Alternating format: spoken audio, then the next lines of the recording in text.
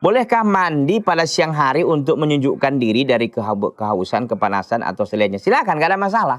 Ya, jadi memang kadang-kadang kita butuh ya untuk ini, untuk kita bisa melanjutkan ibadah terus kepada Allah Subhanahu Wa Taala. Bahkan dalam riwayat sholat zuhur itu ada riwayat yang mengatakan boleh diakhirkan zuhur itu karena panas yang sangat.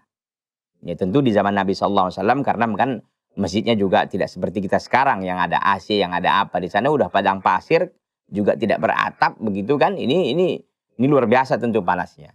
Ya.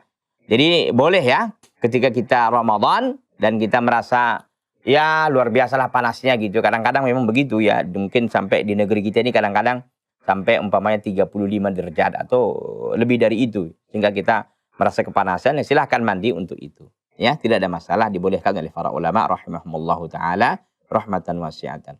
Berdasarkan istinbat mereka dari hadis dan dalil-dalil yang ada tentunya.